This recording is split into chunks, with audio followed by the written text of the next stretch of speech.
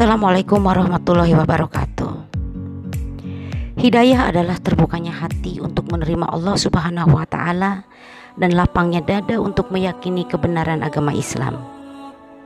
Barang siapa yang dimudahkan oleh Allah Subhanahu wa Ta'ala untuk meraihnya, maka sungguh dia telah meraih keberuntungan yang besar dan tidak akan ada seorang pun yang mampu mencelakakannya. Kisah berikut tentang seorang wanita cantik dari negara Skotlandia, Maya Wallace, yang mendapat hidayah dan mengantarkannya menjadi seorang mualafah dari seseorang yang tadinya justru sangat membenci Islam. Bagaimana kisahnya? Mari kita simak bersama-sama sebagaimana yang kami kutip dari channel AP Astronaut berikut ini. Maya Wallace lahir di ibu kota Skotlandia, Glasgow, pada tahun 1982. Dia berasal dari keluarga yang menganut agama Katolik. Namun demikian, keluarganya tidak terlalu fanatik ataupun tidak terlalu taat terhadap agamanya tersebut. Ketika duduk di bangku SMA, Maya ingin lebih mengenal agama. Dia pun mengikuti kelas rohani. Dalam kelas rohani ini, hanya agama Islam yang tidak diulas atau dipelajari.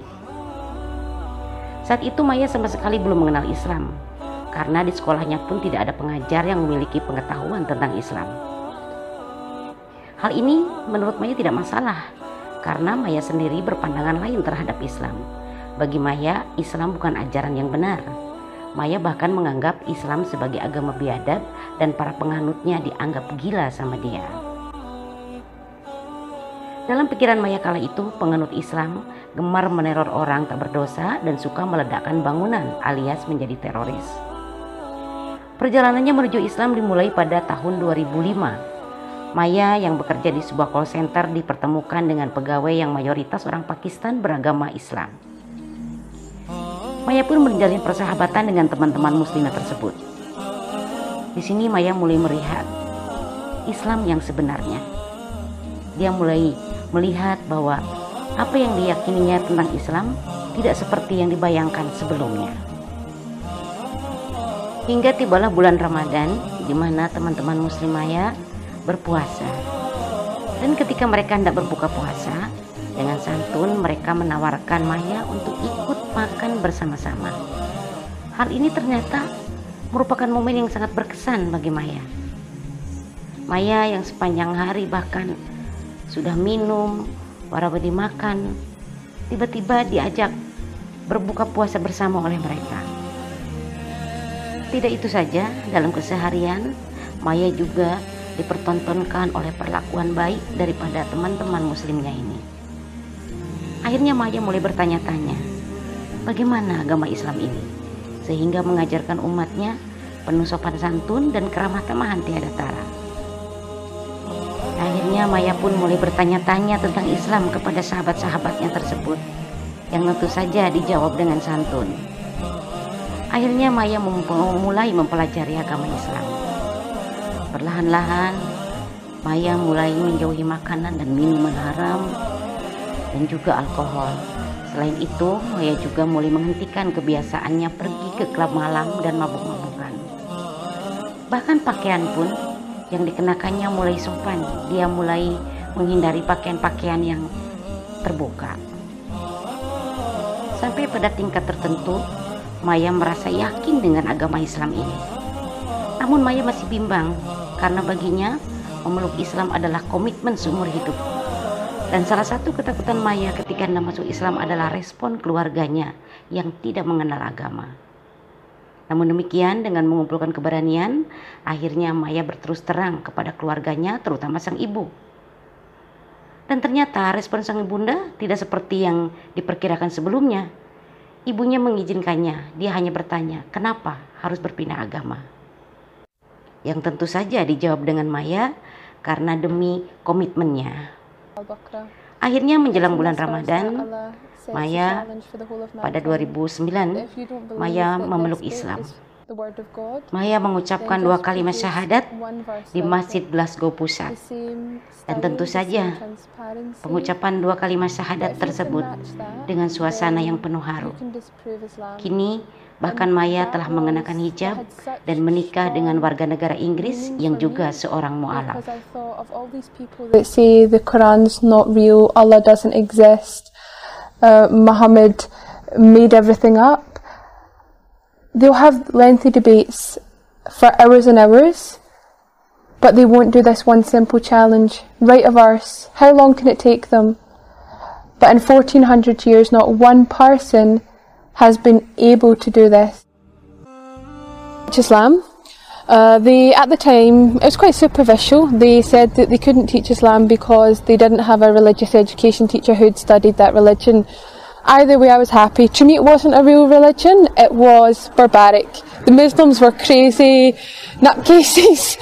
They were just people that would terrorise innocent people, they would blow up buildings. So for me, I was glad. I didn't think that I would ever become Muslim, that I would ever entertain the idea of Islam. Which is quite ironic now. I am not crazy. They were not anything that I had imagined, that the media had portrayed. And in actual fact, they became my best friends. And this is the first time I felt I had real, true friendship, where these people really cared for me, I really cared for them. And there was a group of us. So there was Saima, there was Shakila, there was Talib, Nabil and Atif. Initially it was just, I was interacting with them and we would just do normal things, go to the cinema, we would go out for meals. But one thing that stood out to me was the fact that what they'd done was very respectful. They had a lot of respect for themselves, they wanted to have a good image. There was a lot of things they wouldn't do. So they wouldn't come out clubbing with me. You know, once I had a birthday, I invited them and they declined and I couldn't understand why. So slowly, it was just their behaviours, their mannerisms that introduced me to Islam. Here I am, having eaten all day, probably not even realising, you know, drinking in front of them, having water or something, and they're offering me food. They're breaking their fast with me. And that was a really profound moment for me.